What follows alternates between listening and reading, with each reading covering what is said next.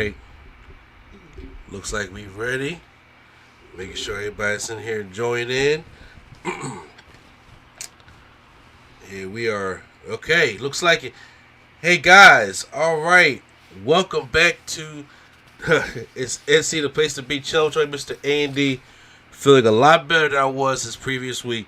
I was dealing with a cold. However, I'm still dealing with a little part of the cold. So, excuse me. I probably have to do that much because I got my tea here. I got my water here. Because, my God, what a SummerSlam we got here. And there's a lot we got to talk about. So, joining me on this live, man, who we got here? We got the man, the myth, the reality, the revolutionary freshman Flo. Yo, man. We here, man. SummerSlam. You talk about family problems. Oh, my Lord. You talk about family problems. This is this man's family that we talking about. He got the problems going on. That's my guys, man. I don't know what's going on. I don't know what's happening. Well, they acting like some words I can't say here on the live stream. Just saying. Also joining is my wife, the greatest Sketch Lady Sketch. What up, though?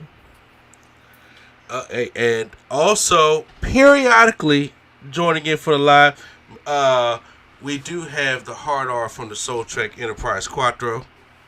Good evening. Good. I know it's. I should say good morning.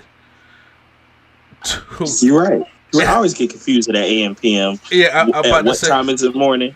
It ain't morning until I see light. All right. Look, I feel you. I've been saying, but I mean, come on, WWE. I'm like, honestly, I don't see why this could start at 7. I'm just saying. I don't mind the 7 to 11 type shows, but when you get to that 8 to the midnight stuff, and I'm like, I promise it's live. I got to do it, even though I got to go to work in the morning. But we're going to do this. I have a feeling, just let y'all know, I really don't know what's going to happen. Prime may just jump in, okay? I know he was out watching SummerSlam, so when he be back on, back in his, on the way back home, basically, he will probably, come in and join the chat. But, for everybody that's here, thank you guys for joining. We got a lot of stuff to talk about. First of all, overall, I thought SummerSlam was a really, really good show. Actually, I mean, there were some things, obviously, I liked, some things I didn't like, stuff like that. But I think overall, I thought it was a really good show. This is like the first Triple H only show. Last year at SummerSlam, yeah, Triple H was there, but that was already Vince Rollins' show and everything like that. He just left, and Triple H was like, well, let me book it and add some things to it. It's the first Triple H only type show that we got here in Ford Field at SummerSlam. And you know what, Q, just to add on to it, that SummerSlam logo is growing on me. I'm looking at it right now. Yeah, man, it's still a city, man. Yeah, I think it fits. Like I said, I liked it better than they did with the Nashville logo. Mm-hmm. And I'm not saying it was ugly. I just was like, it don't feel like SummerSlam to me. But I was like, but this right here, though, with the flames coming out, yeah, I was like, okay, it fits the theme and everything for Nick, because we are from in Detroit. So, without further ado, we're going to just get right on into this. They do a little opening with Kid Rock. Now, ladies, because we still call him Boo? He from Detroit, right? I believe so, yeah. That's probably why he did it. So, yeah. I stay at what I said, though. Yeah, I mean, yeah, they still call a lot of people. I don't think they should call anymore, but that's excuse me, that's just the way that it is. So we had a little video package. The package wasn't bad, I was just saying, but and automatically, we kick off with Logan Paul taking on Ricochet in the opening matchup. So I was like, okay, because I feel like Logan Paul already said that, hey, he gonna try to go see his brother fight tonight. So I was just like, all right, it's healing up, but he is probably true about that. So whatever. In the beginning, Logan Paul. First of all, Q-Flow, you there now, right? Yeah, I'm here. So I know you was going off my method, but who did you have confidence on in winning this first matchup? I had confidence in Logan. Makes sense. I thought, okay. Oh, all right. Yeah. Like I said, the only reason why it was like shifty is because he did look strong on TV. Uh-huh. But I was like, I don't know. I just felt like they were going to give him one because he ain't won one since The Miz. You right. SummerSlam of last year, right? Yeah. SummerSlam of last year that he didn't win that one. So, Logan Paul, it's like he buffs Ricochet's head at the beginning, and Ricochet slaps him, and then he go taunting for a die, does a little superhero landing. That's how we kind of kick things off. After some back and forth reversals, Paul gives him a neck breaker on the apron, like so. Ricochet's in like drifting on in the middle rope. He gives the neck breaker to the outside on that part of the apron. Logan Paul goes up, kisses his fiance, girlfriend, whoever Logan Paul's fucking.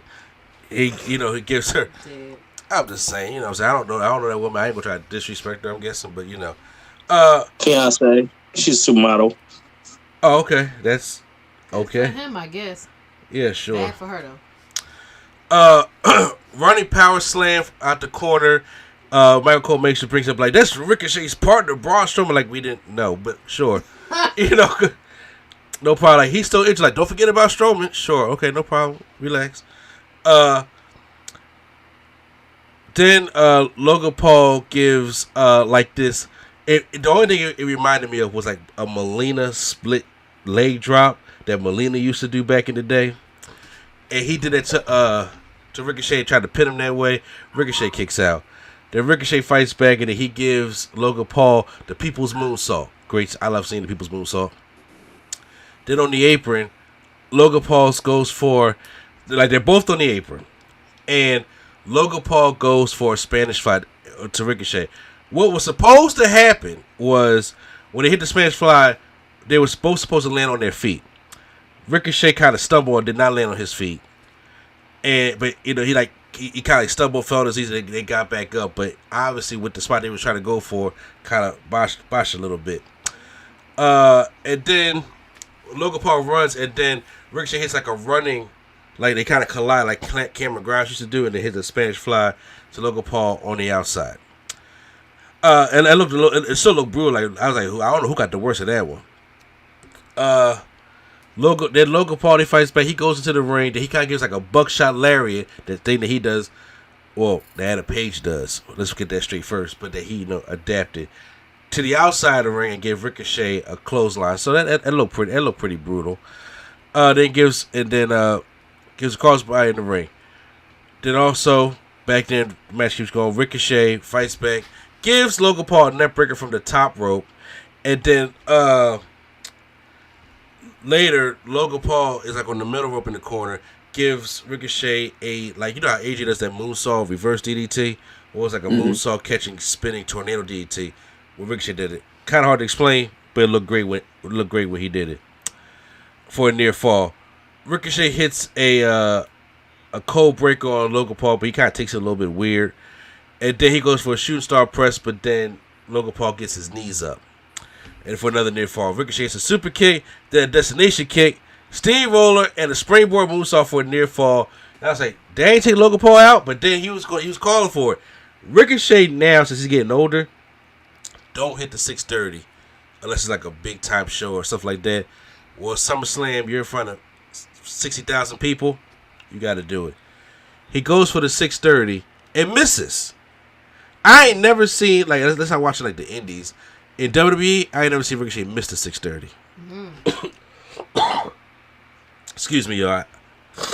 And Logan Paul, he has his friend that gives us a brass knucks. Excuse me. I'm going to definitely need y'all to help me out in the conversation, please. Yeah.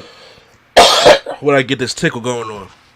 Especially Just wondering, did anybody identify who that was that slid him the brass knuckles? Nope. It's not his homie Okay. who was here last time in the suit. Who? No, it was a white guy. Oh, okay. No, I didn't yeah. see this part. I was clicking at this time. Yeah. No, I don't Yeah, know who it was. Yeah, that could honestly be anyone then. That's probably something they might continue to look into going into the next couple of weeks, you know? Yeah. They gave Right. him the brass knucks. He hits Ricochet, lays him down, and wins the matchup. Samantha Irvin was pissed. She was pissed, and I you know would they not got that on announce it if Instagram. I was her.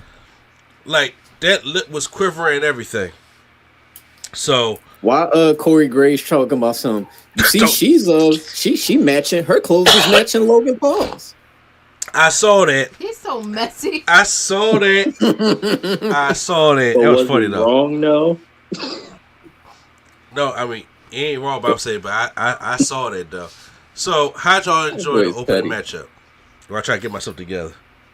I'll go first. Yeah, it was cool. It was kind of what I expected when you see Ricochet in a match with anybody, just high flying flips and stuff. Pretty good spots. I don't know. You know what it is? Like a good couple of them. To be honest with you. You said what? I said I think they botched a lot of them. Well, not a lot of them, but there was. I really wanted to see how that standing Spanish fly off the apron would have looked. It's like, bro, it's like, yo, y'all got to give up on the Spanish fly, bro. Like, please. But yeah, like, dang, what was I about to say? Oh yeah.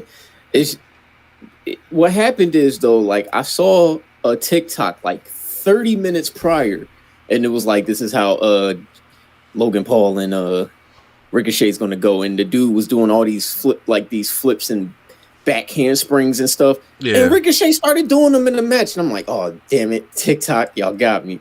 So I'm just like, bro. But overall, I thought it was a good opener.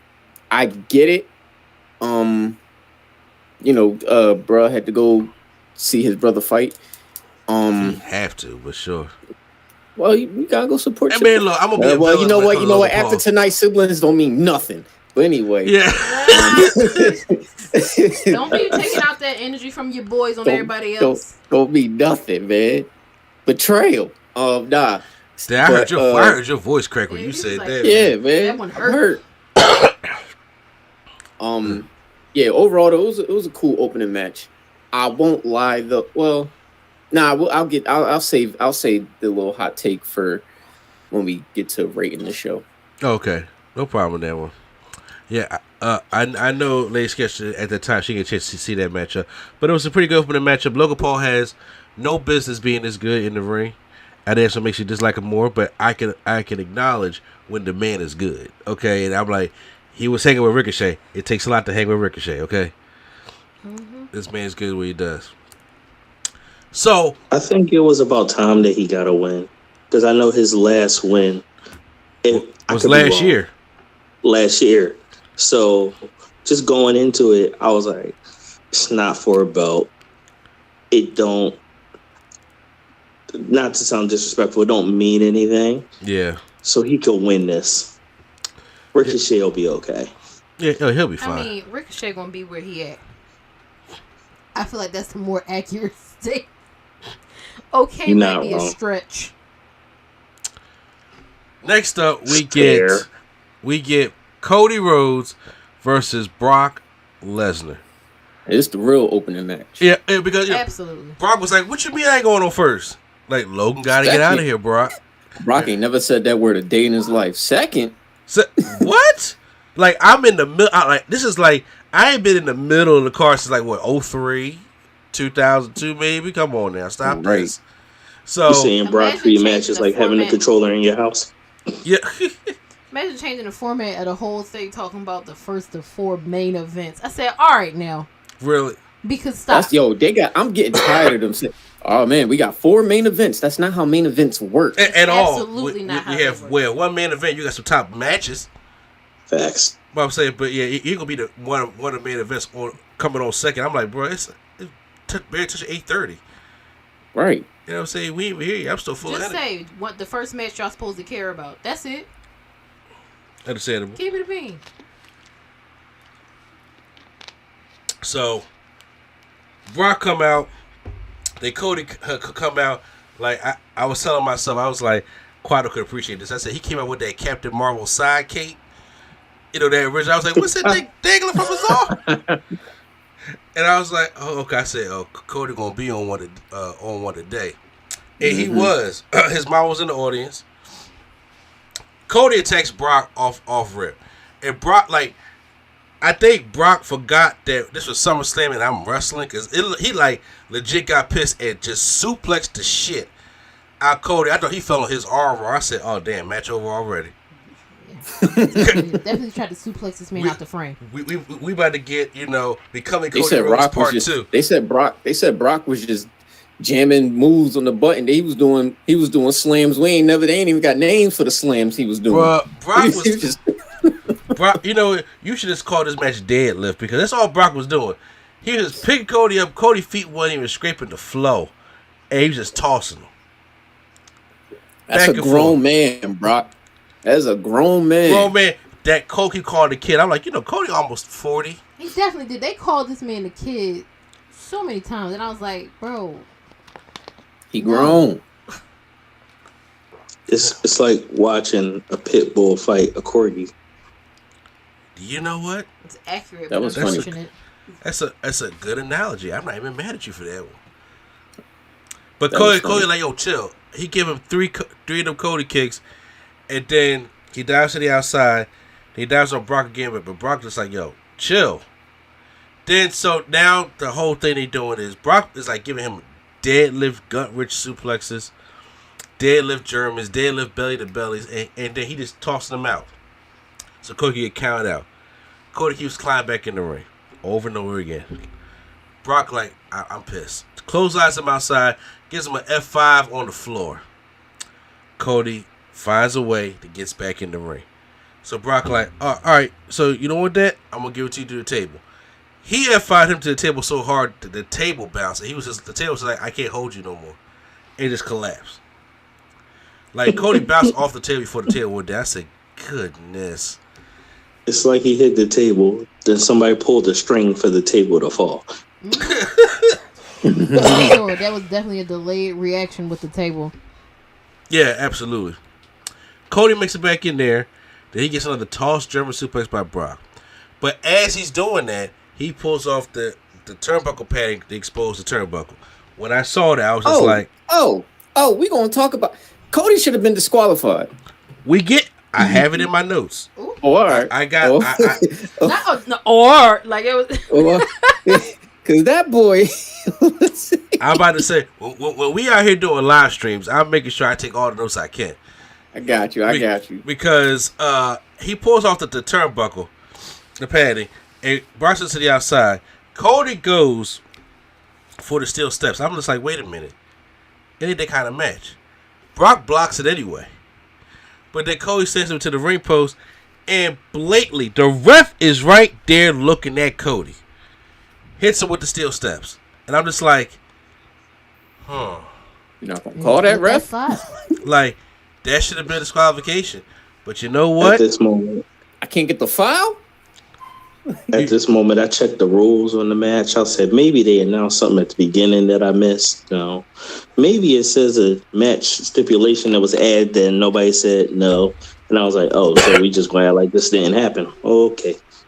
Somebody talking about something. It's okay because it's part of the ring. No, it's not. Once it's separated, it's not part of the ring. All right, bro. Because y'all don't do this. Listen. They like, Cody got to stay in the fight to end racism. We can't... Look, can't have him losing to Brock. I'm going to tell you like this. First of all, this is not, I don't blame Cody. I don't blame Brock. This should have been a no DQ from the start. Okay. This is their third match. This is the rubber match. They each got one apiece. Why are we doing the same single match over again? And we already told the story that Cody can barely beat Brock.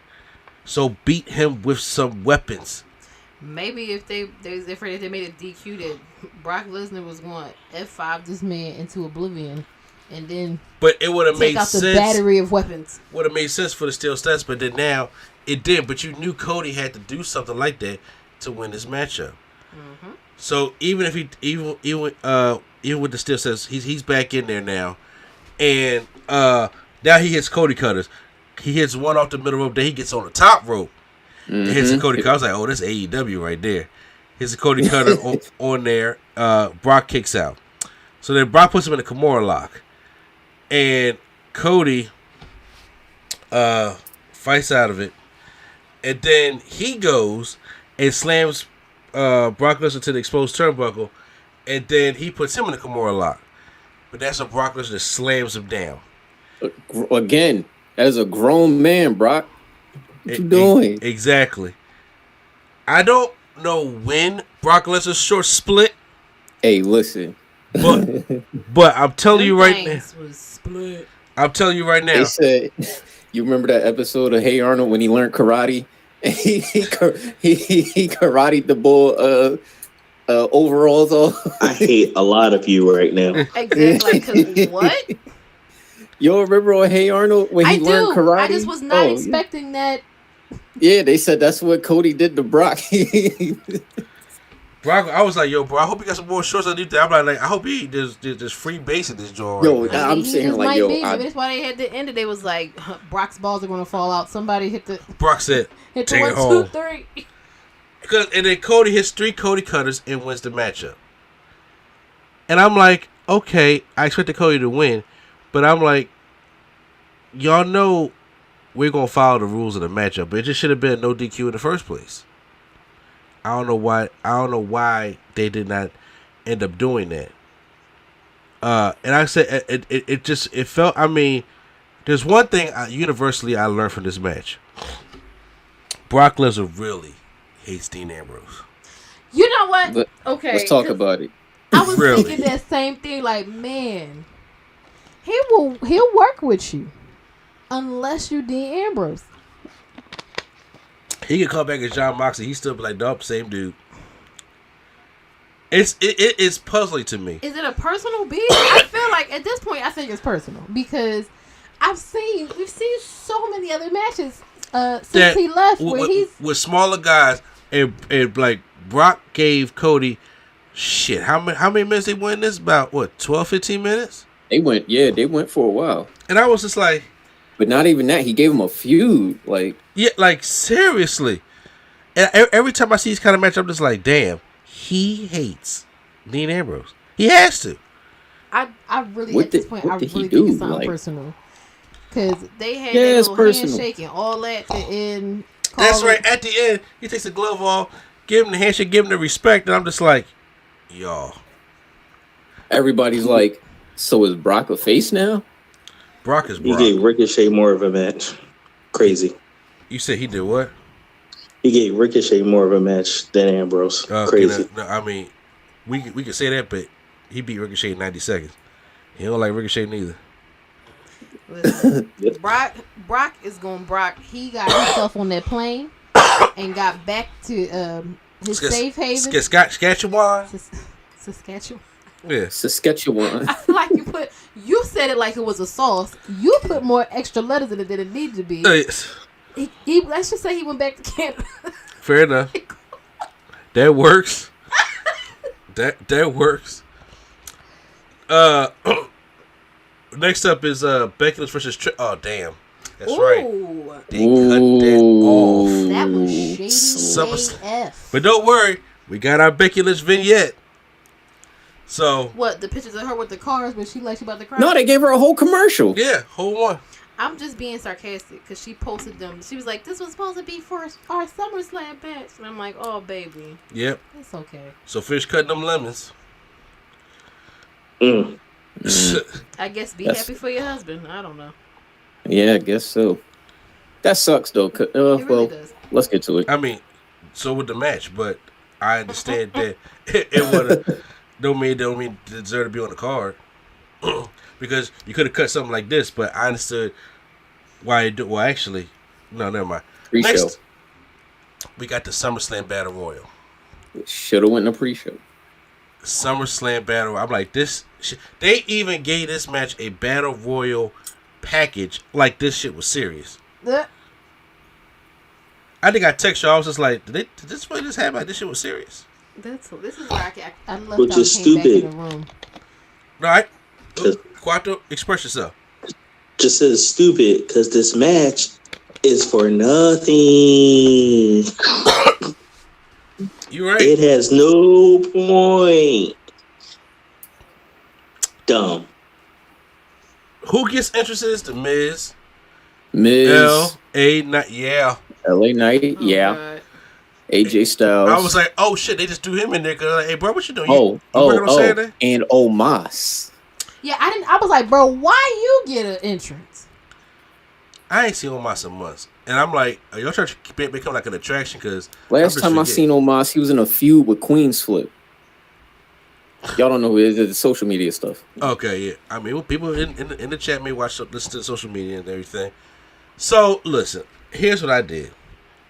I just got a list of who was out by order. Apollo's first, Jaden B. Dunn is next.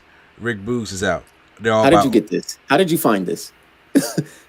I took notes. He took notes. He takes copious amounts of notes while we're watching the pay-per-view.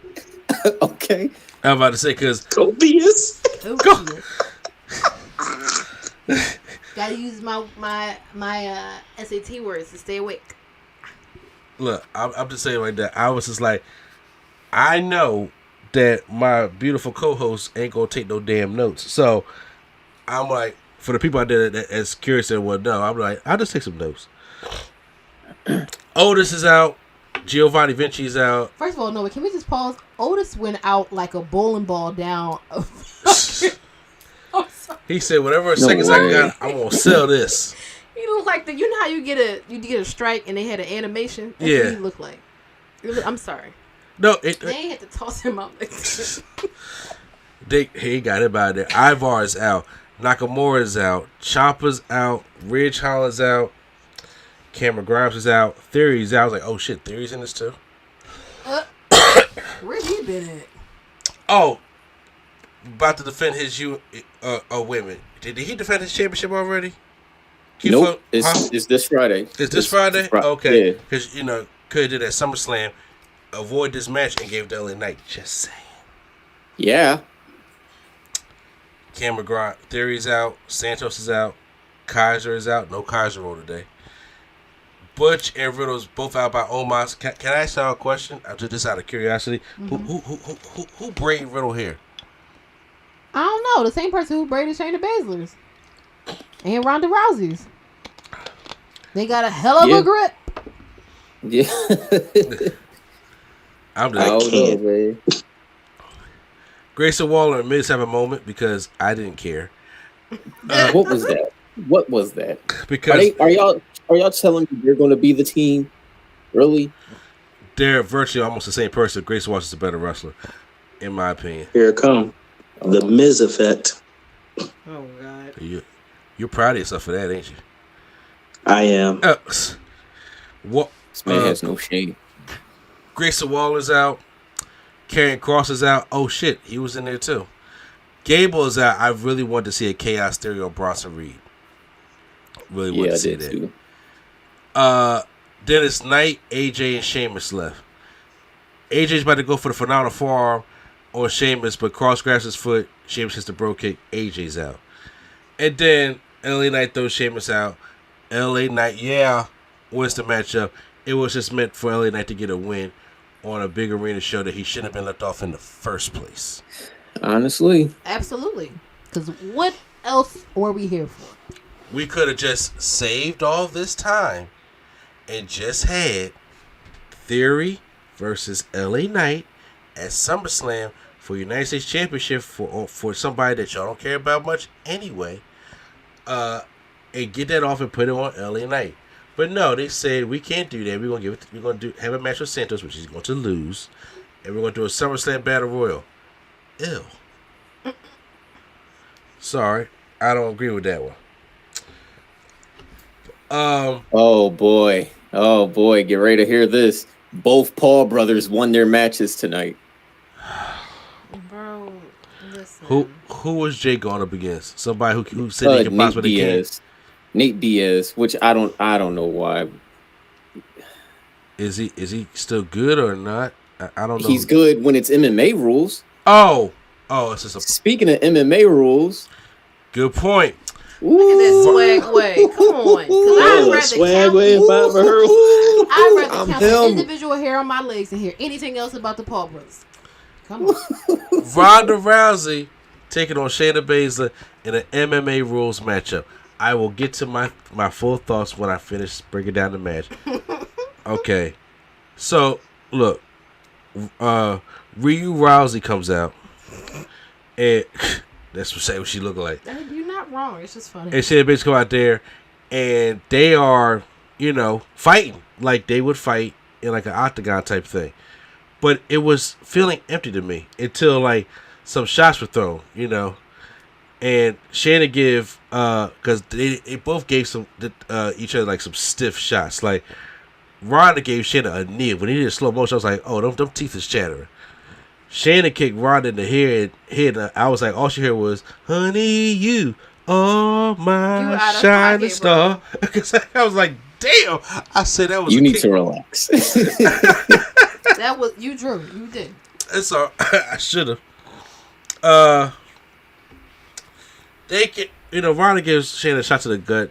Shayna gets up, throws a mouthpiece at her, and then they just start going back and forth. Shayna gets the ankle lock, Ronda reverses, but Shayna chokes out Ronda. She passes out. Shayna Baszler wins. Let me tell you something. You throw your mouthpiece at me. Go ahead. I'm finna punch you in your mouth for real. Because what? Well, shoot, it was MMA rules. I'm surprised nobody really got swung on. Oh, yo, all week, people have been asking me specifically. I don't know why. Q, what is MMA rule? And I'm like, y'all know what UFC is. It's that. Like, and my thing is, I'm like, yo, why? Like, we obviously know nobody. Y'all not. We ain't in no cage. Y'all don't got no actual UFC referee. Just call it a submission match. They both do the same thing. Just call it a submission match. But you know what, Flo? It didn't even have to be a submission match. I just said, look, the way I'm looking at things, this would have looked a lot better in the fight pit. That too. Back even in SummerSlam of like 98, when they had the Lions Den. Now, obviously, they're not going to go back to the Lions Den match when they had Owen Hart and Ken Shamrock. But you could do, like, have that feel that this is going to be a kind of a MMA style matchup. You just in a regular ring, kind of just like, hey, MMA rules, and we just trying to shoot the shit and stuff like that. Like, okay, yeah, fine, but I think, me personally, for a WWE style, what they could have did was just put them in the fight pit, have the ref on top, and then you got the special. They instead of just let them fight inside the fight pit. Because the fight pit don't have no ropes. You ain't got to sit there and try to get caught up in the ropes and go outside the ring. There's just the steel mesh going around there. That's the beauty of the fight pit. That's their version of the UFC stuff. Just do that. You have to do all this shit. Now Ron, like, okay, I put over my friend, I'm out. Hey. Pretty much. That's more likely about what's happening. So, with that puts us halfway through the show. Jesus. The first 4 matches. Then it's time for the Intercontinental Championship. Drew McIntyre taking on Gunther. Another main event? No, I'm just... It's I can't say it like I want to say it because obviously... It's our co-main event. It wasn't labeled one of the main events. So it's our co-main event. But you already knew everybody called it hard hitting. Mm-hmm. At the beginning, Drew's in control. But then on the outside, Gunther backdrops Drew McIntyre on some steel steps. Changed the momentum of the match. As it should have. Because what? Man, let me tell you something. The announce table and the steel steps. Them poor steps. Got a lot of action tonight. Yeah. Got a lot of action tonight. Just say one that actually almost threw me for a loop. I'll talk about that when we get there. Oh yeah. He drops Drew with a chop, like you hit him chops. They trade clotheslines and Gunther gets upper hand. Drew hits 2 big belly to bellies out of each corner of the ring. Heavyweights, man. Yeah, he hits a corner neck breaker and a kip up. He goes for a claymore but misses, but Drew hits a power bomb, a few shock DDT. Gunther still kicks out. Drew jumps over the rope.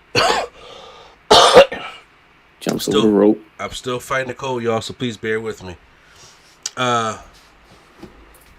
Drew jumps over the ropes. And he, top rope suicida right there on Gunther. Miss Marvinado. And then, Drew too big to be flying like that, man. Man, yeah, and I seen him in person, so I know he's bigger in person. Like, there's a lot of weight flying at you, bro. No. Tell Roman stop flying too. We gonna get there. Okay, so I'm just saying, spread the love. He goes for the Ain't no love. He goes for the Claymore. Miss again. Gunther's a powerbomb for a near fall. He goes from a splash from the top, and then and they have like a chop off. And I'm like, and always Gunther man, we can just chop off, man. I'm like, it's just painful. Yeah, we gonna get these chops going. Yeah, painful to watch sometimes, and not in a bad way. Drew hits, but Drew gets upper hand, gets a Claymore for a near fall. Gunther's on the top, and Drew's about to go for a superplex, but then Gunther knocks him down. He gets his balls hit the rope, and then that's when Gunther hits a splash, a lariat, and a stacked powerbomb, and retains the Intercontinental Championship. You remember on Day of Reckoning when you can store your finisher and start building up to another one? That's what I was thinking the exact same. That's what Gunther did. Like he just started jamming the AB button. Like, bro, hit every signature. You got your rope finisher, you got your running finisher, and you got your standing finisher. Yeah. He hit all them Jones. I think the only thing he didn't do was the final symphony. He did everything else. Yeah, Drew ate all that. Still good matchup. Hell yeah. Still good matchup. Gunther always gonna put up good matches. He's beating the Honky Talks record. See, that's what I was worried about when we were doing our predictions, because it's like I remember they said Drew was frustrated, so I'm thinking like, how did they get him to come back?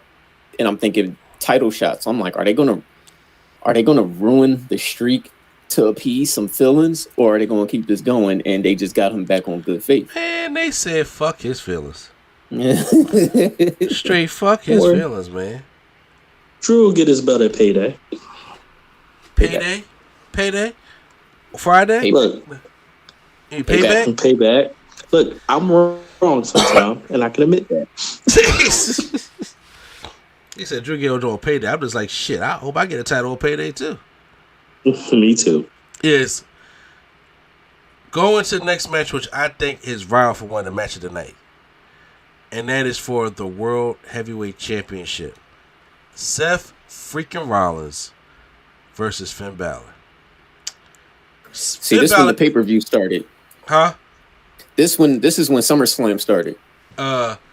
Finn Balor comes out, has 7 written right there on his scar where he had the dislocated shoulder from 7 years ago at that SummerSlam. That was 2016, right? Yeah.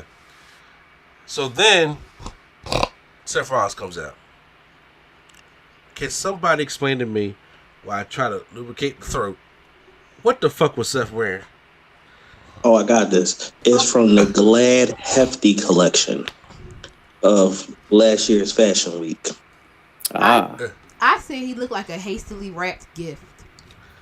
Rick Dallas said he looked like a Disney princess. I mean, I was like, I feel like all the above. I'm about to say all the above. He looked like all types. I mean, now if people in the chat know what the hell he was wearing, I was like, look, bro, whatever. But I was like, that shit was loud. If we're going with Disney, you know what he looked like? You know the candlestick? If you flip him upside down. I'm drinking water here. I mean, he looked like he ate like from Willy Wonka when she ate the Gobstopper, John. Absolutely. all of these things. Becky, why you be letting him out the house, bro? Real time. Chat, hold on just for one quick second. I know y'all see a blank screen. I'm sorry about this. There's some things I gotta check up on.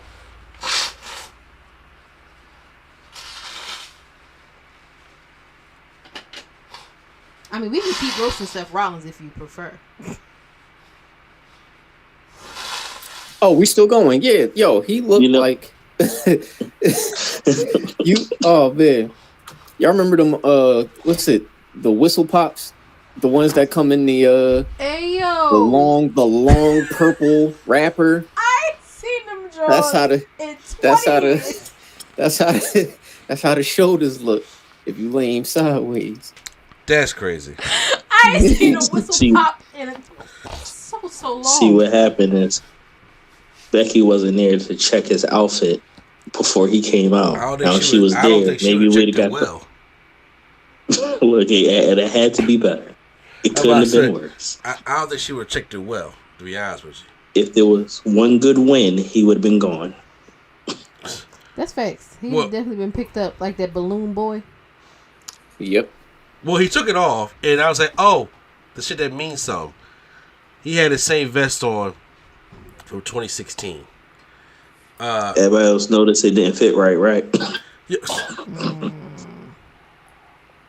You said what? Gunther, I can't even get. I was like, look, that vest didn't fit right. You look at that, Jones like, somebody gained a couple pounds. Just a little bit. It's that dad weight. I'm about to say it's baby sympathy weight. Baby, Lord have mercy. He said baby sympathy weight. So, try to get through this here. Let's see. Getting over, not over. So, they, Seth Rollins comes out, it's like I said, crowd's hype for him, bell rings. I was like, just be better than Money in the Bank match. Because that was too short. This one made up for that tremendously. My personal opinion. So, Finn attacks up before the bell, and then the ref like, okay, we gotta get this thing started. The bell starts, then the fight begins. Finn kicks him in the arm while he was like resting on the ropes, and now Finn is working on that arm for the whole time. Seth gives Finn a Falcon's Arrow for a near fall. Then, as he goes out, he gives him the hat trick of 3 dives through the ropes, 3 different times, and it busts Finn Balor's mouth open. Now Balor goes, dives on Rollins to the ring post. Excuse me. Y'all really have to work with me here. This is why I try to take notes so everybody can know where I'm at. Would you like me to continue with the notes so you can get yourself together for a moment? Oh no, I'm gonna be okay with that. I'm saying, but I'm just I apologize for everybody out there. I respect your notes because there's no way I would have remembered what happened in order. I kind of just remember the gist. Mm-hmm. Yeah, fair enough. It doesn't help when you have like the greatest story to conclude the show, and that's all you can remember. Yes. Oh my god. However, on the outside, go through the ropes. Yeah. Finn Balor is about to do what Seth did to him all them years ago. About to give him a buckle bomb. And Seth gets out of it, but Balor reverses it and still gives him the buckle bomb on the outside anyway. Callback. I like the callbacks.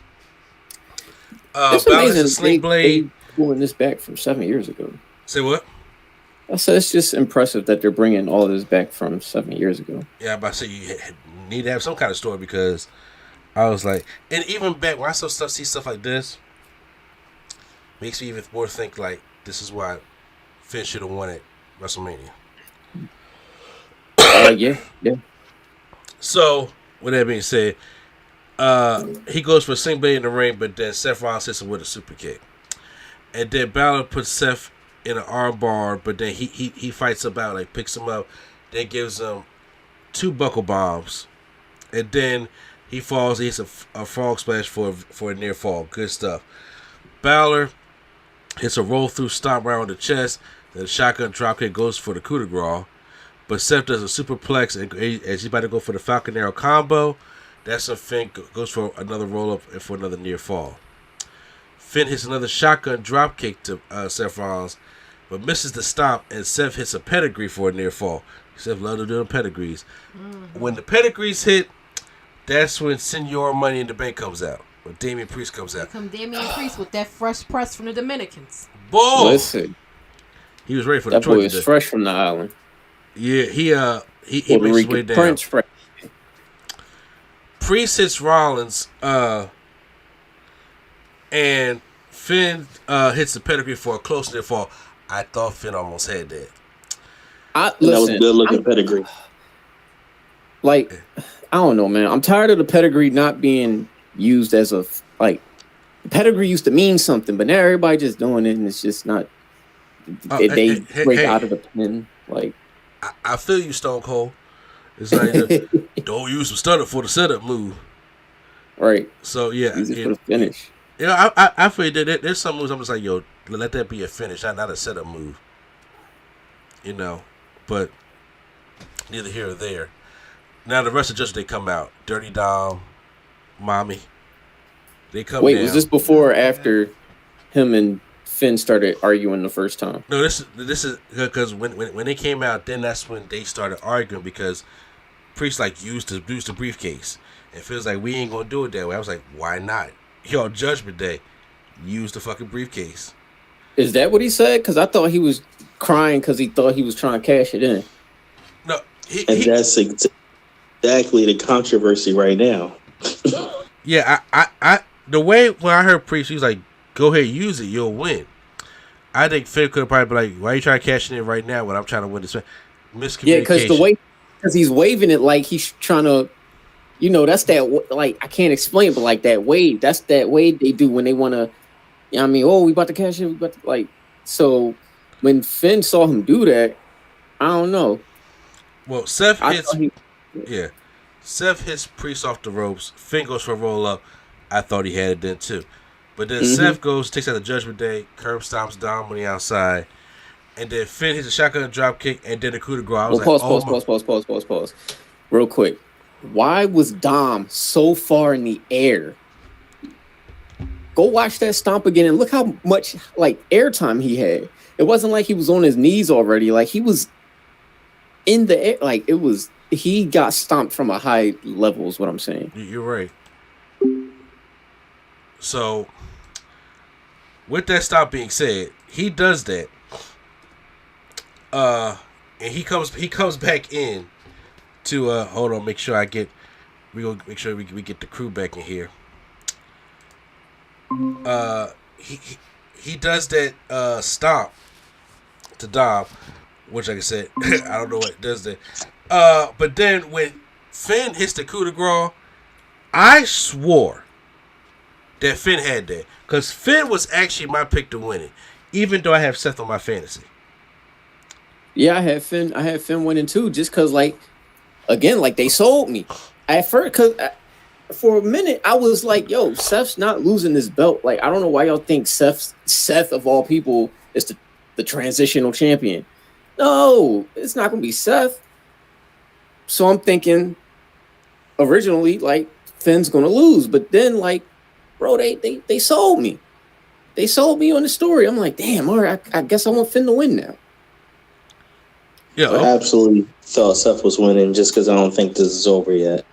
I don't know how far we're going to push it. You can't push your butt so much farther. I'm about to say, you don't think it's over? Tonight. This should be over. I think we're going to Priest and Balor now. Mm-hmm. Because Seth thing and Finn, I'm like, okay, look, we passed with that storyline. You just lost. You know, but after he doesn't hit it, Finn's like, yo, pass me the case. I won't use it. Priest like, look, don't even worry. Try what? He's like, pass me the case. He's like, all right, fine. As he passes it to him, as he's going to pick it up, Seth curves out something into the case. Priest knew that was going to happen. Seth Rollins wins, and he just sitting there staring at Balor like, bro, because that stare. Yeah. Oh, okay. I thought you saying something about the stare. Oh, yeah, I was saying, like I'm sitting here cracking up because everybody looks like they sports team just lost it all. Like, dang, dog, we could have won. Like, what happened? Like, it's a bad day to be a Judgment Day member who doesn't have a belt. Finn, it look like JD McDonough coming for your spot. Maybe we all know you. Yeah, we'll see. We'll see.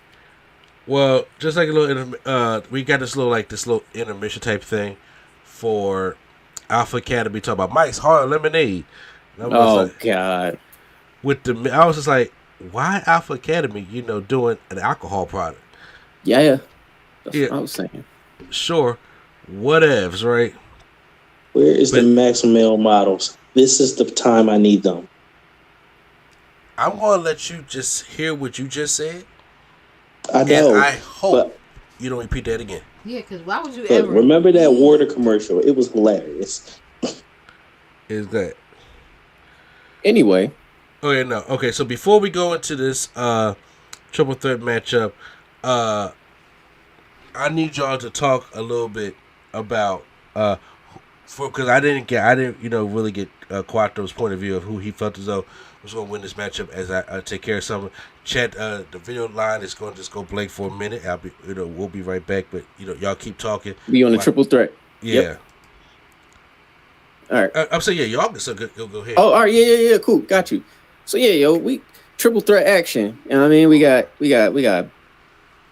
Asuka, Charlotte, and Bianca Belair. I thought it was weird for the fact that Asuka didn't come out last. I'm just used to the champion coming out last at this point. I don't know. When's the last time? I don't know, but they've been doing that for a while, where champion will come out in the middle of or first or early or whatever. Anyway, who'd you have winning before the event? So before the event, I had Charlotte winning, just because I knew Charlotte was undefeated at SummerSlam, and I done seen about 2 or 3 triple threat matches that she'd been involved in when she just kind of just pull it out last second. And there's always about no win streaks at this company anymore. You're right. You're not wrong. If it's not a title involved. But I just had Charlotte winning. I was like, I see her pulling it out last minute. Something gets happened. Asuka gets knocked out. She pins Bianca. Something. I just saw Charlotte winning. And I was wrong. Yeah, because I was wrong too. I had Asuka winning, but she wasn't going home with that belt. Now, I gotta say, Bianca, workhorse of the match. I really thought she hit her knee on them steps. All right, so I did too. I absolutely did. I'm back, y'all. I had to get I was like, look, I gotta talk a lot about this match and the main event, and all that dry air messed up with my throat. I gotta get a cough drop. So I apologize for all that out there. Everybody's still with us and watching. I do apologize. I know we're live, but hey, this is where we go live. So I do apologize for your patience. When it comes to triple threat matchup, I felt as though at the beginning I said these are 3 very good women's athletes in here, but they just missing these cues, and I don't understand what was happening. There were some botches. There were some moves that just didn't look good, and I said I don't know. And then the crowd was already kind of exhausted from Finn and Seth already. Not saying that they couldn't follow it, but I was like, but it's taking a while for it to get going, in my personal opinion. Did y'all feel the same way? Dude, what stands out great in my mind based upon what you just said was when Asuka went for that DDT to Charlotte off the top rope, and I was like, what DDT? Yeah, thank you. I was like, so she just did a handstand flip over, because that wasn't that, and I will get to the Charlotte moonsault.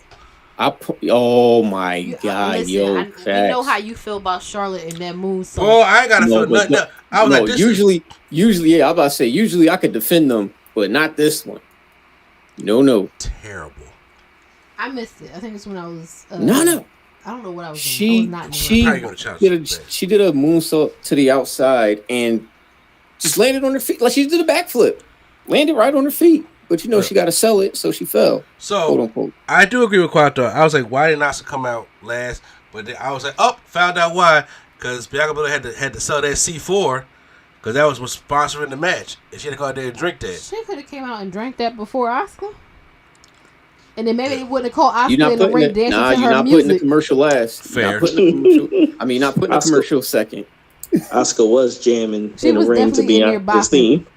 I said, girl, I don't think you're supposed to be doing it. So Bianca had the blonde braid today. She did. It was she was like, "Come on, 1B27." It's okay. She I'm like, go ahead, grown woman. I done been to the hair store enough now to know exactly what you're talking about.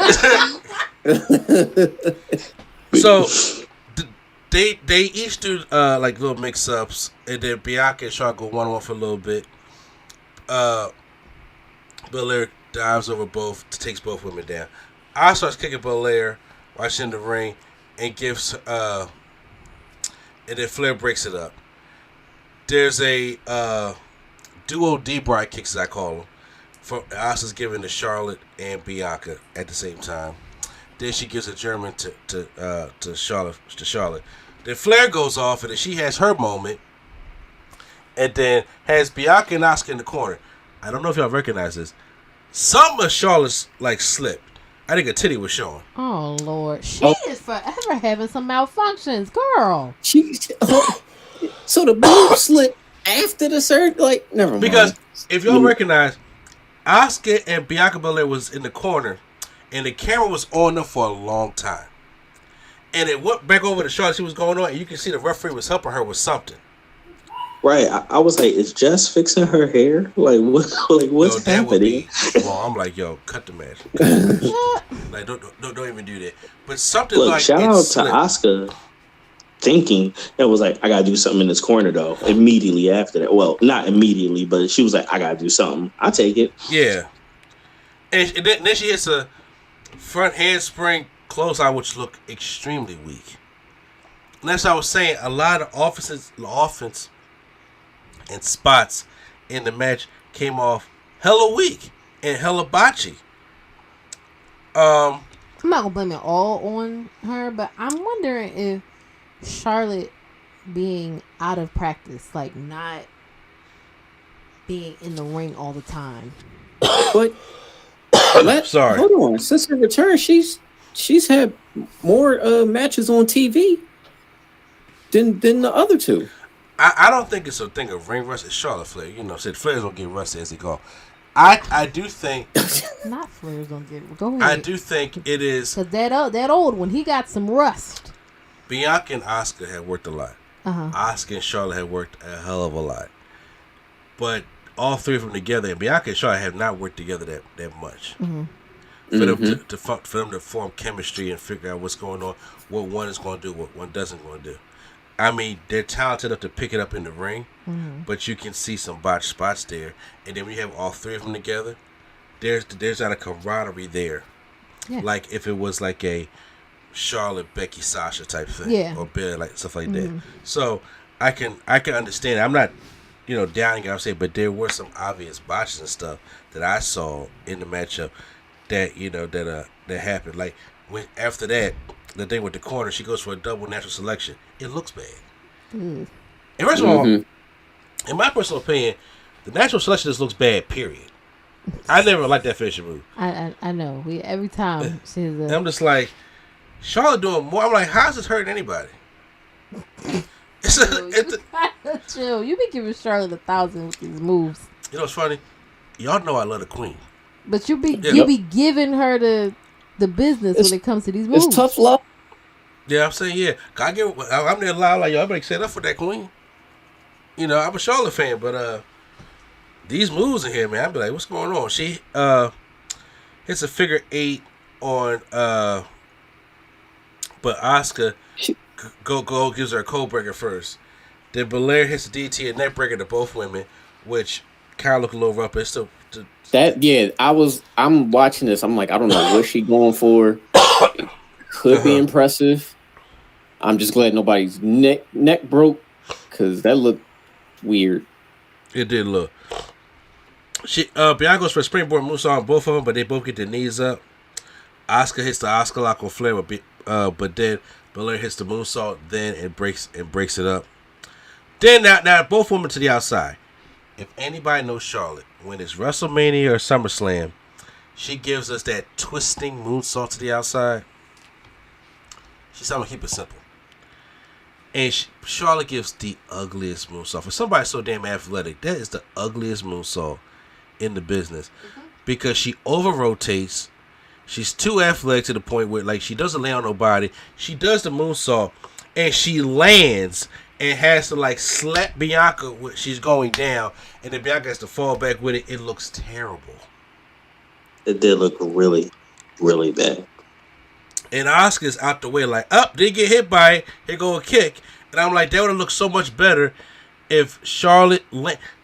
Bianca is a very strong woman. I trust her with all my life to catch me. This ain't Kane and Undertaker at, Super Showdown. They gonna catch me.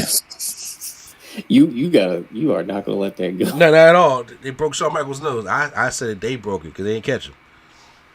So, if But Charlotte, that over-rotating moonsault just looks terribly bad.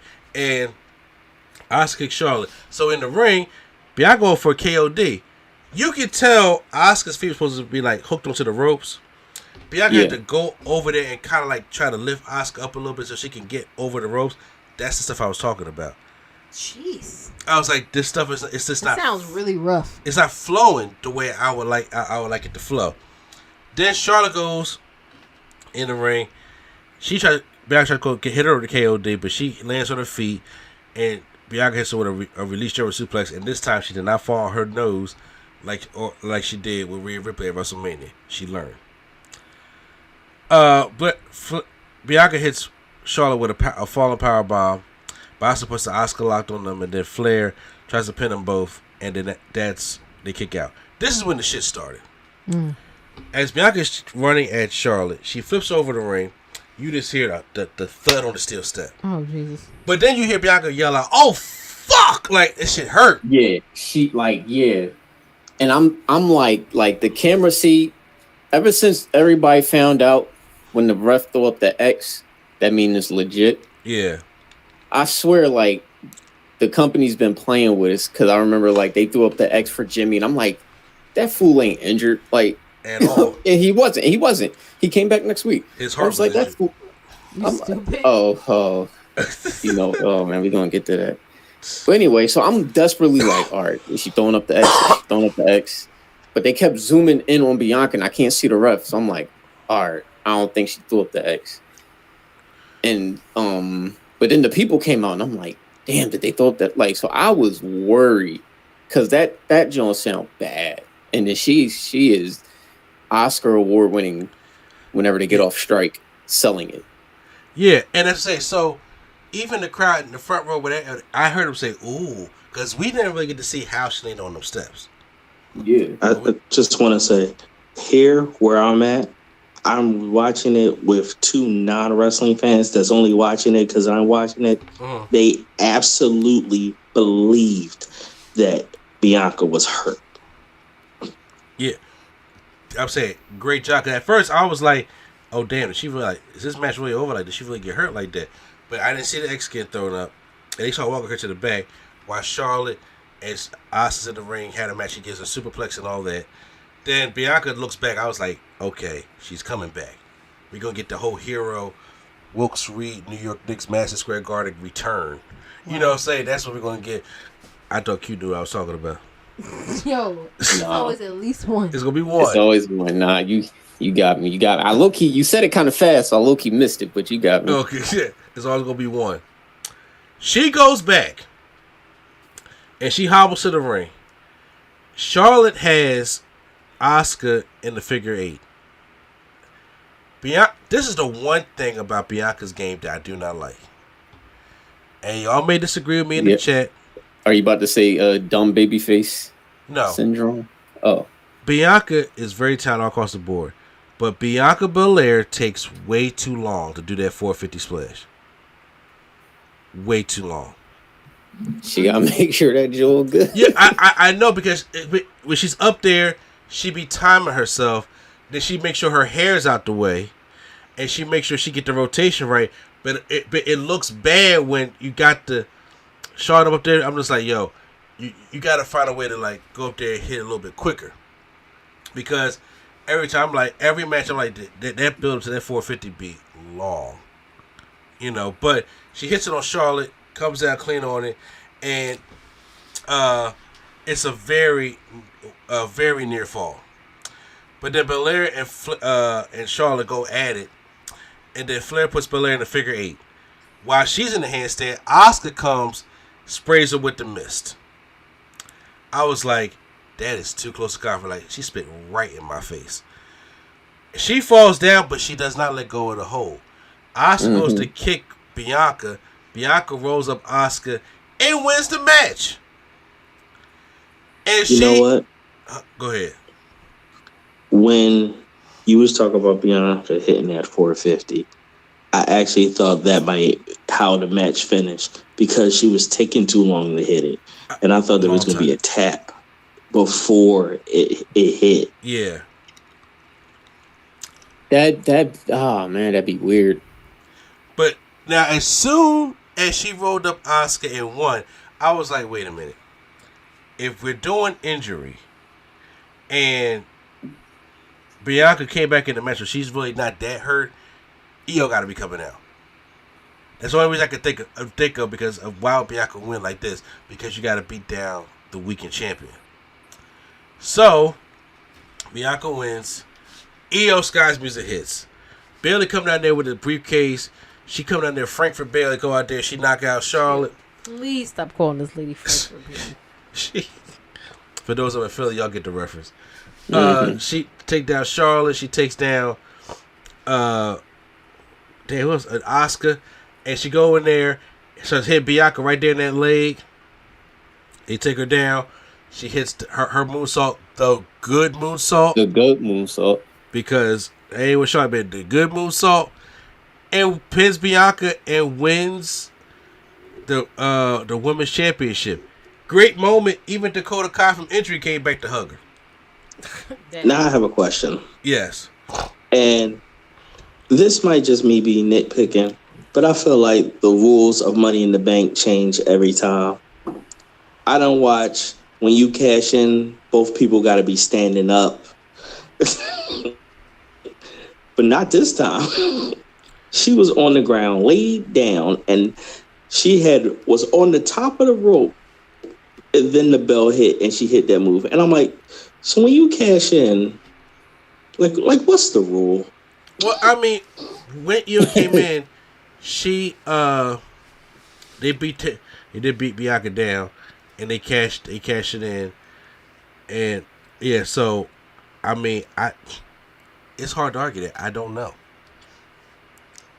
Maybe it was a thing like maybe I could say I don't know what they want to. Maybe they just wanted to quick rush it because of time, because she got a lot of time, and I was just like, damn, we ain't even at the tribal combat yet. I gotta go already reset this live to go for another half an hour. Yeah, they had us on overtime. Exactly. So, but don't worry, guys. Once who's here in the chat, I'm still with y'all. And if we want to ask little questions afterwards, I'm cool with that. But so Io Sky is your new WWE Women's Champion. I like it. I didn't think she was going to hold it that long anyway. So I'm cool with that. Now it's time for the main event. I'll let you. Oh boy. All right, man. We at the main event, man. We got my cousins fighting my other cousins. Yeah. JEY USO. Main event, JEY USO versus the Tribal Chief. In Tribal Combat. Tribal Combat, which meant anything goes. So why not just call it an anything goes match? I don't know. I thought they was going to have some... You know how the Viking Raiders, when they be doing like that Viking match, they got all the Viking shields stuff around the ring and stuff like that. Yeah, that's absolutely what I thought. And then they have the arena a little more dim. Yeah, or even like when you could call this racist if you want, but Big E and Apollo had that Nigerian drum fight at WrestleMania. Yeah. Look, no, say what you gonna say. I was expecting spears and leaves around the ring. I honestly was. Yeah. I was just thinking that it was going to have more of their, those things, even lays and stuff like that, just being around the ring, opposed to just a standard hardcore matches. For all that, you could just call it that, I said that, and to your boys, or at least the Samoan tribal dance of combat at the beginning or something. Man, Roman entrance is long enough. We don't need that going on either, bro. Took his good ass time to get to the ring, didn't he? My God, bro. It's like it's not already about to be the next day. Like, seriously, I was like, he took his good sweet ass time getting down to that ring. I said, bro, this ain't even your TV time anymore. It's what we doing? Go. But anyway. And your boys, the Usos, man, I tell you right now, they when it comes to big event time, they were like, let me pull out the white stuff. I was about to say, man, you know you're saying. Yeah, I mean, they love all white. They love all white, man. Them guys out there love all white. Love all white. So before the bell, Roman takes off his leg, his tribal stuff, and he goes to Jay said, if you win this, I get this to you. Now Paul, not the ref, because ref was asking, like to hand it to me, like I will, hold it for the match. Nah, I'm gonna give it to you. And then the match starts. Slow start to the matchup, which I was like, yeah, we gonna definitely do some building in this matchup. Jay hits Roman outside, hits a dive, hits him through the barricade, and he starts taunting Paul. And he pulls out one table. Sets the table on the outside. We set it, we forget it. Yeah. I'm sorry, set it and forget it. I was making Google. Go ahead. Love that infomercial, by the way. Yes. Roman starts some momentum and tells everybody to cry, yo, calm down. This is Jey Uso. I'm fighting. Calm down. Say he pulled out a table, woohoo, but I got this. Jay fights back and goes for a dive, but Roman hits him with a kendo stick. And then he just beats Jay in the corner, but Jay comes back and fights with the kendo stick and beats Roman and breaks the kendo stick over Roman. I'm just like, man, he 2K'd the shit out of that kendo stick. Facts. So they dives to him on the outside, like doing a suicida. Not one of them Uso dives where they barely get over the ropes. Yeah, I'm talking about your boys. Every time they do them damn dives, they barely get over the ropes. Like, their kicks just catching that rope. I know, man. But this one, he was like, no, I'm launching myself over. And like I said, it looked pretty good. Then he goes for a dive. Roman's back in the ring. He goes for a dive, and then Roman like, up Superman punch, which is Lady Sketch's favorite move. Bro. Don't get me started. Fucking hate that shit. Why you hate Superman punch so bad? Because it's stupid. That's it. That's it. Then Roman goes for a spear, but Jey Uso dodges and hit a super kick and an Uso splash for a near fall. Jay fills the ring up with chairs. And now this spot to me just felt a little long, like, cause it looked like Jay was trying to superplex Roman. They couldn't get the balance right. Roman hits him with a power bomb on top of the chairs. It just went a little bit too long for me. That's just personally. Mm-hmm. Roman pulls out another table, and he brings it into the ring and sets it up in the corner. They exchange blows on the apron as if Roman about to spear Jay through the table, but then Jay hits a high kick, insecurity type to Roman, and it gives him a Samoan drop to that table that he set up on the outside. So now, as Roman is getting up, Jay pull out the whip. I'm talking about... Yo, that strap, bruh. He pulled out the strap. I mean, shit that make black folks scared. He just pulled that out. And he went Roman. Roman was like, ah! He got him good. Like, he felt that. Like, when they turned around, his arm was bleeding. I was like, yo, he whipped him good. And he tried to take him to the woodshed, which Roman goes to the crowd and runs away. So then, as Jay is following him through the crowd, who come out from the crowd? Mr. Ramen Noodle Hair himself, Solo Sikoa. And he gives Jey Uso a spinning solo through a table that's outside in the audience. Then drags Jay's lifeless body back down like this is See No Fucking Evil. As he was getting all his white dirty. Well, he was ready to climb that stairway to heaven, it sounded like. Don't do that. He drags him back to the ring. And he has another spinning solo in the ring. And then they're about to go for their tag team, Samoa Spike and Spear. Now, this is why I thought Jimmy was going to come out. I'm about to say, because they hit this move, Jay shouldn't kick out of there. But as he go for it, Jay puts Solo in front of the way and Roman spears Solo. And Jay goes off on Roman with steel chairs and on Solo. Then on the outside, he about to hit Roman one more time with steel chair, but then Jay hit him with the sneak super kick. Roman's asking for the chair, but Solo not giving it to him. And Roman like, yo, what the hell is going on? Then Jay spears Roman through the barricade. But now Solo like, no, I'm not done. He picks up Jay, starts beating him down, and he puts him on the table, like the announce table, and then gives him a no. He tries to do that, but then Jay fights back. Puts Solo on the announce table, and then gives him a splash off the barricade to Solo through the announce table. So now momentum is picking up. Roman gets back into the ring. Jay hits Roman with a spear, then an Uso splash. Solo's down. Paul not gonna break it up. I was like, oh shit, can he really do it? 1, 2, and somebody pulls out Jay. Now since he was covered, I was just like, did they sign the 4th Uso brother? Are we gonna keep adding brothers like the Waynes? We thought it was everybody. We thought it was a new AEW guy. Like we thought anybody. But no, but not this. He pulls the hood down, gives a little look back, and pulls the bandana down. It's Jimmy. Jimmy Uso betrayed his brother. At that moment, Jay didn't even care about winning a championship. He was like, yo, my bro, like, what is you doing, man? What is you doing? I know you've been waiting. Been waiting to load that with a scream. What is you doing, man? What you doing? I heard they call him Judas Oos now. Oh, Lord.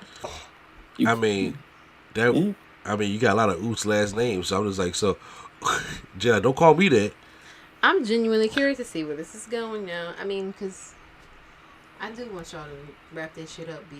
But I'm telling you when it's going to wrap up. It's going to wrap up in Philly. I know. Shoot, the way they keep swerving us, it might not. No, damn that. It's going hey, look, even though what we do is wrong, look, I'm telling you, we going to be in Philly. Sir. We in the land of extreme. Like, come on now. Don't fuck with us. Don't fuck with us. Roman and Cody going to be in Hell in a Cell at Philly. Just saying. I'm calling it right now. Hell in a Cell. I'm calling it right now. But anyway, so Roman, Jimmy attacks Jay, hits with a super kick, then tosses him back in the ring, and Roman hits a spear to that table he set up in the corner. Jey Uso's done. Roman retains. Even Solo was like, yo, I didn't see that coming. But then Jimmy turned on his brother. Now, I don't know how this is going to go. I don't want Jimmy going back to the bloodline where he just kicked the shit out of Roman Reigns.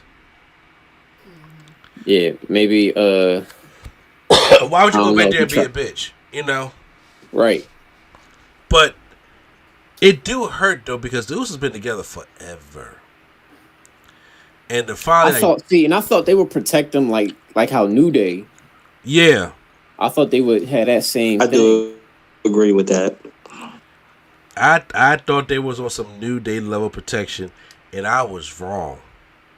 I definitely see a Jimmy versus Jay and Payback happening,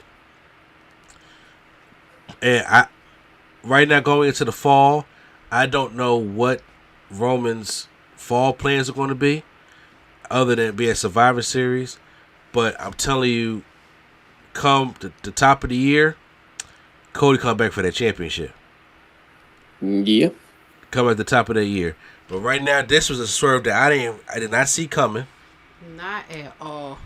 And I was like, damn, Jimmy.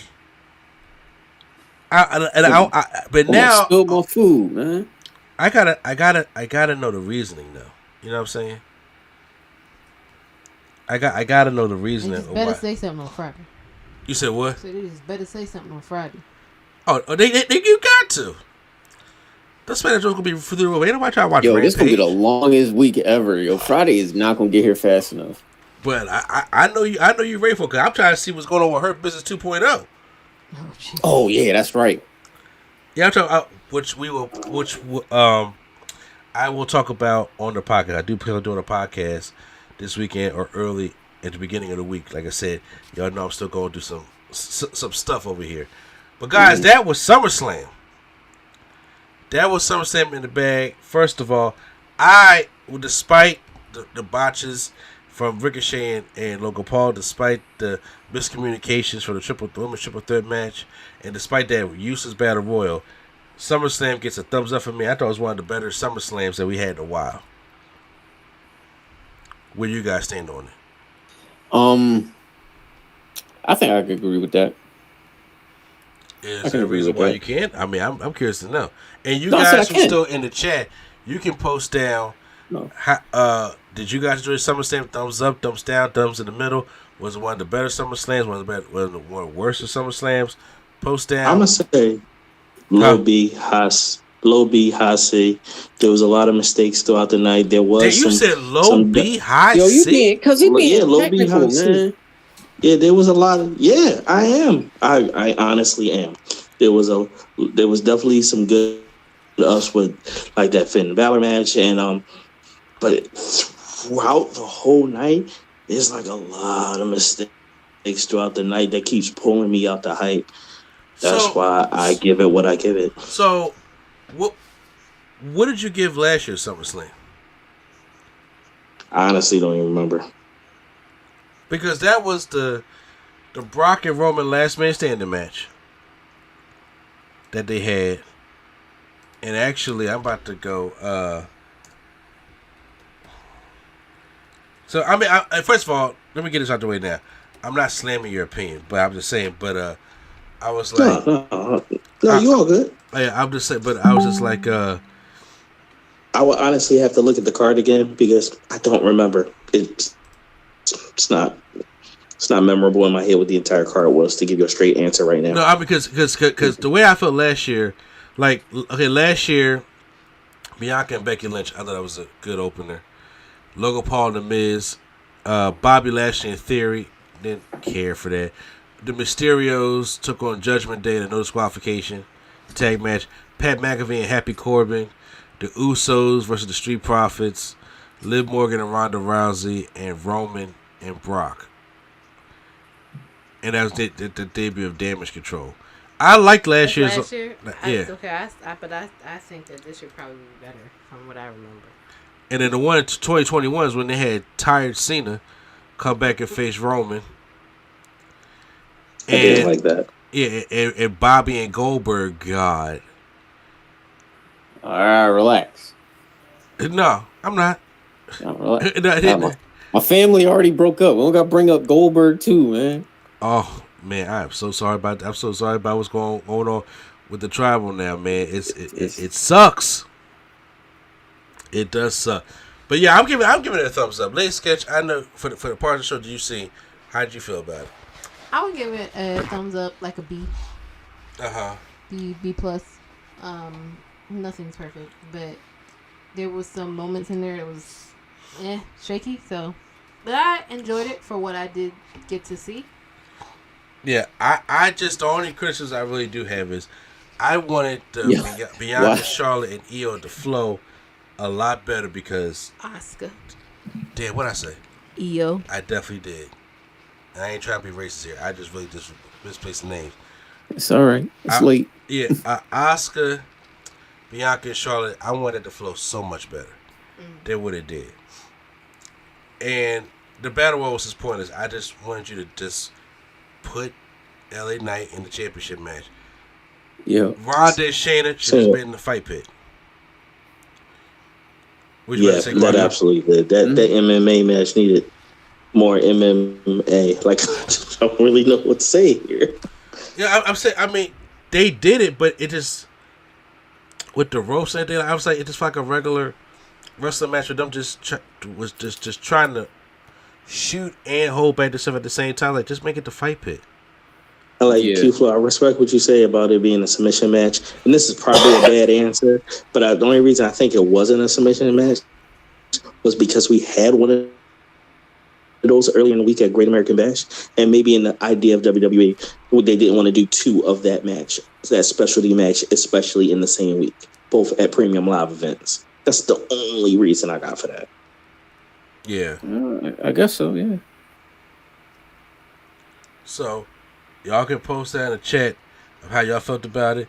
Let's see where y'all at in the chat right now. Why Dijak on Twitter talking about when he saw Jimmy, he said, not gonna lie, I had Retribution PTSD for a second. Bro, that's what he looked like.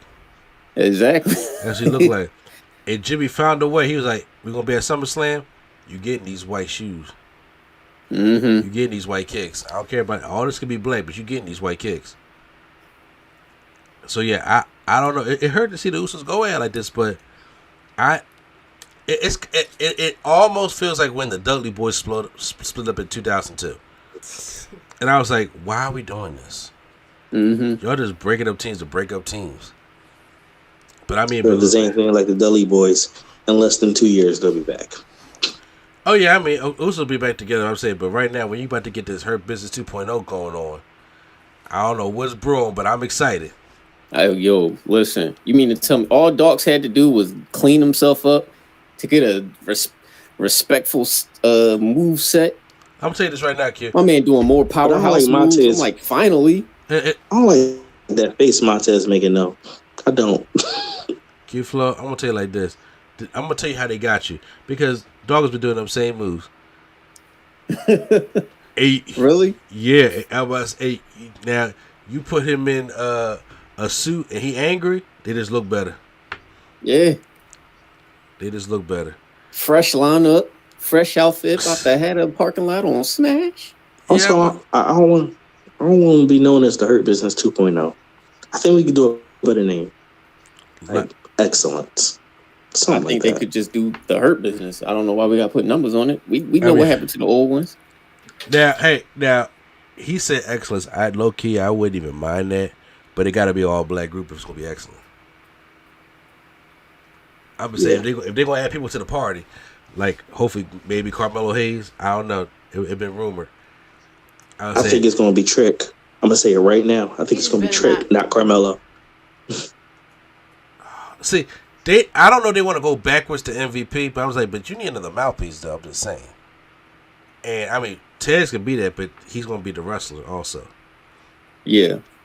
Or maybe Apollo. I don't know, because he's doing absolutely nothing right now. Who's going to be the mouthpiece? Not Apollo? No, hell no. Trick. Oh. You know what? It could be Trick. I can't take nothing away from Quattro. It just may be that. It could, yeah. Just going off NXT, knowing they're splitting ways, they split. Knowing they had the conversation, I see it as Trick. I see Trick as the up and coming mouthpiece for that new group, and I'm still calling them excellence. Workshopping this idea into reality. Yeah. Well, look, guys out there watching, I appreciate you guys joining us for the live. I know it's like very fucking late. And especially if you're here on the East Coast, like, you know, everybody on the West Coast, they don't care. They're like, oh, it's only 11. Fuck that. It's late over here, y'all. So, everybody gotta go. I gotta go to work in the morning, stuff like that. But, you know, and look, I appreciate y'all being patient with me when it came to my cold. I hate stopping lies. I hate, you know, coughing and, you know, snotting and stuff on the microphone, stuff like that. Having a block out, so I gotta take care of some stuff. I hate that. But there was no way I could not talk about SummerSlam and not do it live. It was gonna be a long review. I said I'm not gonna do this and edit and render this. I'm like, no, we're gonna do this live, and we need to keep doing more lives like this in the first place. So I appreciate you guys joining me. Quattro, I know you hard at work. I appreciate you stopping through. Prime, if you're out there listening, you know, hey, hopefully join us for the podcast on the weekend. So. Suit up for that because so much shit happening in wrestling. We gotta talk about it, like seriously. So much stuff happening in wrestling. We gotta talk about it. But yeah, so we about to get ready to sign off. I don't see any questions in the chat or anything like that. But I'm just like, we about to sign off, guys. It says late. I appreciate it once again. It's NC the place to be. Show Mr. A&D, and then we have the man, the myth, the reality. Revolutionary freshman Flo. All right, man. Y'all be good, man. Toss a prayer to my table, man. And the hard R from the Soul Track Enterprise Quattro. Can we just support getting Mr. A&E some Diamond Tab, some Robitussin? Bro, I'm tell you right now. I'm showing to the camera. It kind of slowed down. I'm on the Vicks Vapor Cool cough drop right there. Ooh. Oh, you gotta get that joint, the Vapor Cool mixed with the Halls. Yeah. You get that extra menthol. Yeah, man. Look, I've been doing that. I had the tea, I had the water, just all that air getting back there. They're like, oh boy, you've been talking a lot recently. Cause believe it or not, I've been kind of quiet this week. I know. No comment. And the great sketch lady sketch. It's been real. Yo, it'd be funny if Prime just popped in right now. I swear, bro. And just be an asshole. But no, he ain't gonna do that. That would have been funny. That would have been hilarious stuff. Guys, thank you guys for joining the chat. We will be, hopefully, by tomorrow or Monday, we will be doing the No Gimmicks Needed Wrestling podcast. And a whole fresh one for you guys to put up. I will be talking about the Great American Bash, AEW 200, like all the things that we've seen. I will be talking about all that. So stay tuned for all that. And this whole Vince McMahon controversy, we're going to touch on all that. So make sure you stay tuned for that podcast. It should be a real good one. So, all right, guys, we're signing out. Thank you guys for joining the live. We'll be doing more lives right here on NC Studios. Have a good